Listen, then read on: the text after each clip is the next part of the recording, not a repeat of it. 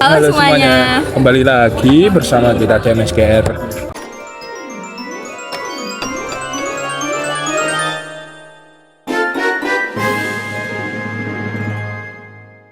Dan bertemu lagi bersama saya Arel dan saya Putri.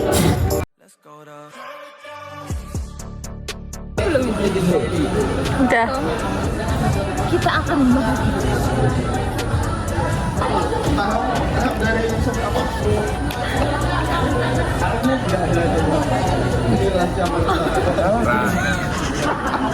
masih sampai sekarang kan sama belajar dan tips kedua adalah pelajari Microsoft.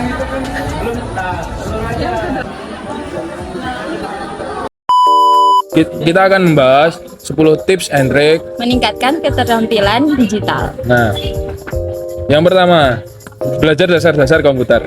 Nah, memahami dasar-dasar penggunaan komputer dan internet adalah fondasi utama dalam meningkatkan keterampilan digital.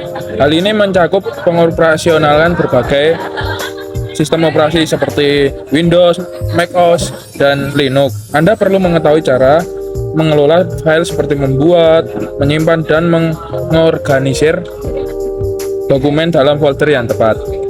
Terus, penggunaan browser untuk mengakses informasi juga, berbelanja online, atau melakukan riset juga penting. Begitu pula dengan mengerti cara mengirim dan menerima email. Memahami dasar-dasar ini mempermudah Anda dalam meningkatkan keterampilan digital Anda. Tips kedua adalah pelajari Microsoft Office dan Google Sheet. Nah, Microsoft Office seperti Word, Excel, PowerPoint, dan Google Suite seperti Docs, Sheet, dan Slides adalah alat produktivitas yang banyak digunakan di lingkungan kerja dan akademik. Dengan kamu bisa menguasai Word dan Docs, akan mempermudah kamu dalam membuat dokumen, laporan, dan esai. Excel dan Sheet sangat berguna untuk analisis data, pembuatan tabel, dan grafik. PowerPoint dan Slides bisa memungkinkan kita untuk membuat presentasi yang menarik. Banyak juga tutorial online gratis dan berbayar yang dapat membantu kita dalam belajar cara menggunakan alat-alat ini secara efektif. Yang ketiga, mengambil kursus online. Platform pembelajaran online seperti Coursera, Udemy, dan edX menawarkan berbagai kursus tentang keterampilan digital, mulai dari dasar hingga tingkat lanjut. Anda dapat menemukan kursus yang mencakup topik semua pemrograman, analisis data, desain grafis, manajemen proyek, dan banyak lagi. Kursus-kursus ini sering kali diajarkan oleh ahli pada bidangnya dan dilengkapi dengan sertifikat yang terpercaya. Anda bisa belajar sesuai jadwal Anda sendiri. Nah, seperti kalau siang sibuk itu bisa mengambil kelas malam. Terus jika kebingungan bisa mengulang materi yang diajarkan. Yang keempat, belajar coding dasar. Nah, menguasai dasar-dasar pemrograman dapat membuka banyak peluang karir dan membantu kita dalam memahami bagaimana teknologi bekerja di balik layar. Nah, untuk kita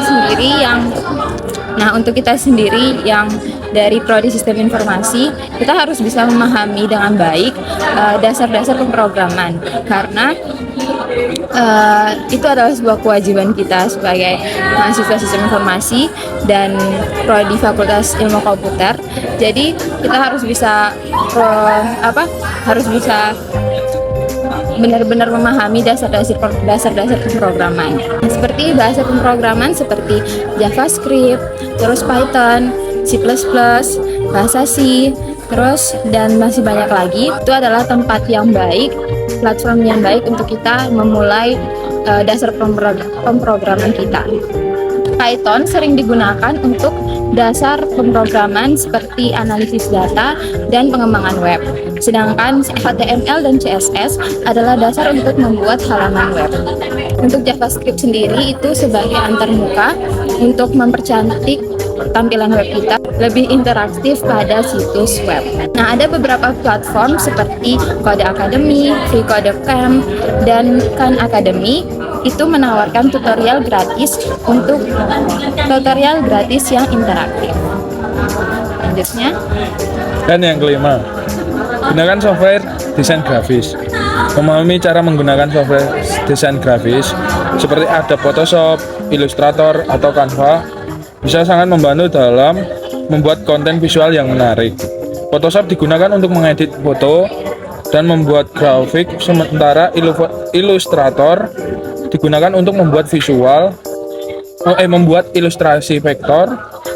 Terus bisa juga membuat desain logo. Canva, dan selanjutnya Canva adalah alat yang lebih sederhana yang sangat cocok untuk membuat desain media sosial, presentasi, dan materi pemasaran. Terus banyak juga tutorial di YouTube untuk memberikan panduan langkah demi langkah untuk mempelajari alat-alat ini. yang keenam, mempelajari alat kolaborasi online. Nah, dalam dunia kerja yang semakin terhubung, alat kolaborasi online seperti Slack, Hidup tuh kalau dipikir-pikir, dimikir-mikir, dipikir-pikir, dimikir-sikir, dimikir-sikir, makasakakir, makasakasika, mikakanikas. Trello, dan Asana menjadi sangat penting. Nah, Slack adalah platform untuk komunikasi yang memungkinkan tim untuk berkomunikasi secara real time dan mengkoordinir percakapan berdasarkan proyek atau topik. Nah, selain Slack ada Zoom dan Google Meet itu, guys. Nah, Trello dan Asana adalah alat manajemen proyek yang membantu tim melacak tugas dan progres proyek. Memahami cara menggunakan alat-alat ini akan meningkatkan efisiensi dan produktivitas kerja tim Anda, serta membantu Anda berkolaborasi dengan lebih efektif. Yang ketujuh, ikuti webinar atau workshop. Banyak perusahaan teknologi dan organisasi pendidikan yang menawarkan webinar dan workshop secara gratis. Ini adalah kesempatan bagus untuk Anda belajar dari para ahli-ahlinya, memperluas jaringan, dan mendapatkan sertifikat yang dapat memperkuat CV Anda. Topik yang dibahas bisa sangat beragam, mulai dari teknologi terbaru, keterampilan spesifik, hingga strategi bisnis. Nah, mendaftar dan berpartisipasi dalam acara-acara ini bisa memberikan Anda wawasan baru dan keterampilan praktis yang bisa langsung didapat. Yang kedelapan, praktikan keamanan online. Nah, di era digital ini, memahami dan mempraktikkan keamanan online sangatlah penting, guys. Karena jika kita tidak memperhatikan keamanan online, itu bisa data kita bisa diretas. Terus apa yang pekerjaan kita yang kita kerjakan secara online itu bisa ditiru oleh orang-orang lain. Jadi kita harus bisa memahami dan mempraktikkan keamanan online secara baik. Nah, pelajari juga cara membuat password yang kuat dan unik untuk setiap akun, agar akun kamu tidak mudah untuk diretas oleh hacker-hacker di luar sana. Bukan cuma untuk menguatkan password, tapi juga kamu bisa mengenali tanda-tanda phishing dan mengaktifkan autentikasi 2 faktor untuk menambah lapisan keamanan ekstra. Selain itu, memahami pentingnya menjaga privasi online dan mengenali risiko dari berbagai ancaman digital dapat membantu melindungi data pribadi dan profesional Anda dari peretasan dan pencurian identitas. Jadi, keamanan online itu sangat dibutuhkan dan sangat penting. Jadi ya harus membuat keamanan yang sangat kuat untuk setiap akun-akun Google kalian atau akun-akun online kalian yang lain. Nah, yang selanjutnya yang ke-9, manfaatkan media sosial untuk belajar. Media sosial tidak hanya untuk hiburan, tetapi juga bisa menjadi tempat Anda belajar. Bergabunglah dengan komunitas, terus Facebook group atau Reddit yang sesuai dengan minat digital Anda. Di sana Anda bisa menemukan diskusi, tips, dan sumber daya yang dibagikan oleh anggota komunitas.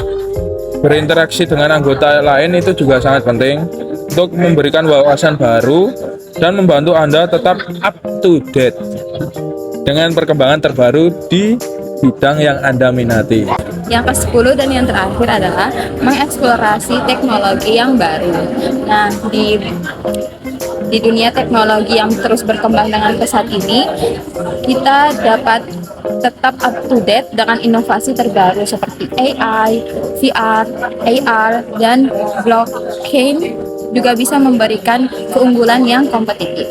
Nah, membaca artikel dari situs teknologi terkemuka, mengikuti blog, dan menonton video dari kanal YouTube yang terpercaya dapat membantu kamu memahami bagaimana teknologi bekerja dan bagaimana mereka dapat diterapkan dalam berbagai industri.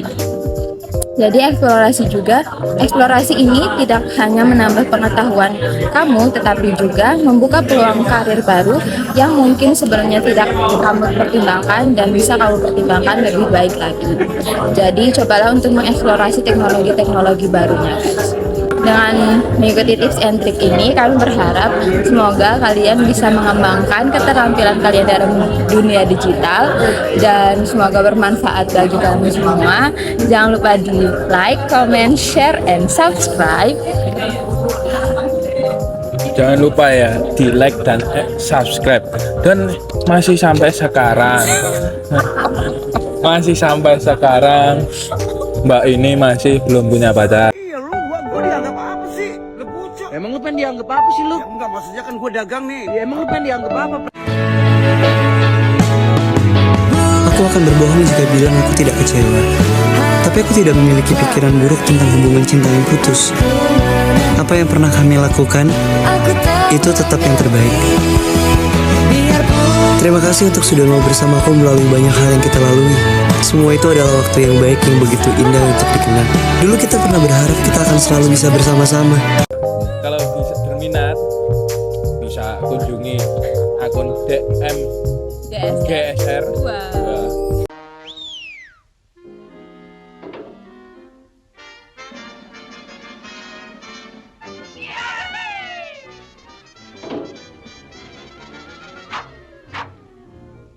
Ya, bisa ada profilnya juga di sana. Kalau minat sih. Bye bye.